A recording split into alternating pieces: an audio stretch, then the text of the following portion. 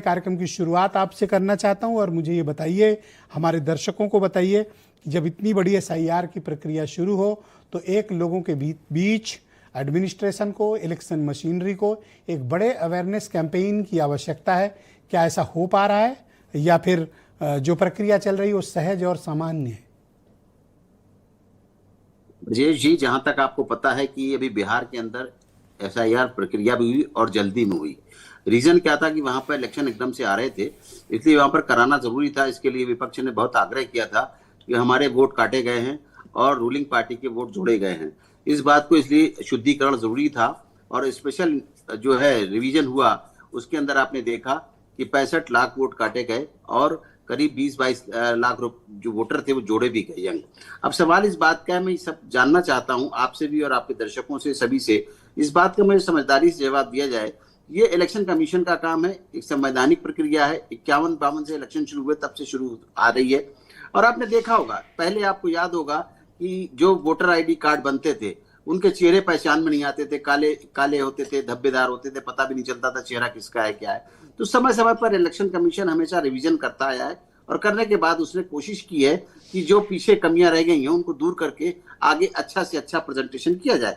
तो आप देखिएगा फिर कुछ दिन बाद आपको कलर वोटर आईडी कार्ड मिलने लगे, डिटेल सही होने लगे। उसके बाद देखिए अब डिजिटल हो गया है, डिजिटल आपका प्लेटफॉर्म है, सभी की जगह है और डिजिटल की बात है। अब आपको कोई जरूरत नहीं है ले जाने की, आप मोबाइल में भी दिखा सकते हैं अपना I card, voter ID card, अपनी आइडेंटिटी दिखा सकते हैं, सब कुछ है, एवरीथिंग अवेलेबल। आप जाएंगे पोलिंग स्टेशन पे तो हर चीज उससे भी रिकॉर्ड मिलाया जा सकता है।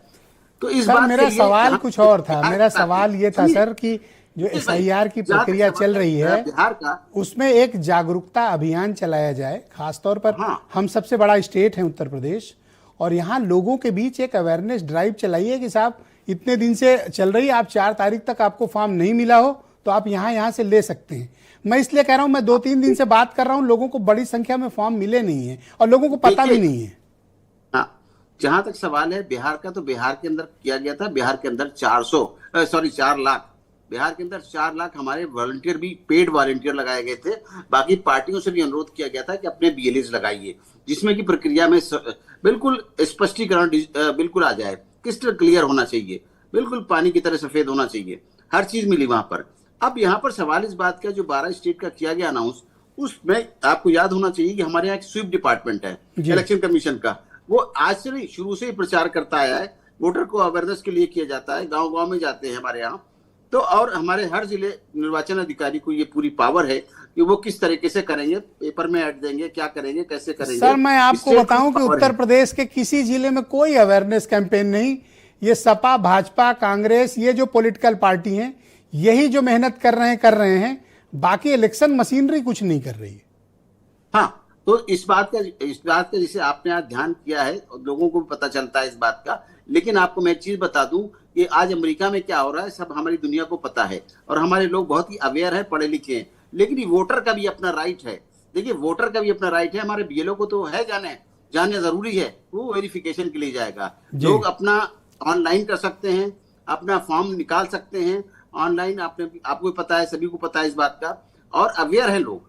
लेकिन फिर भी अवेयरनेस की जरूरत है। मैं समझता आपका सुझाव इलेक्शन कमीशन जाना चाहिए और जाएगा। धन्यवाद सर। कमियां हैं जाएंगी।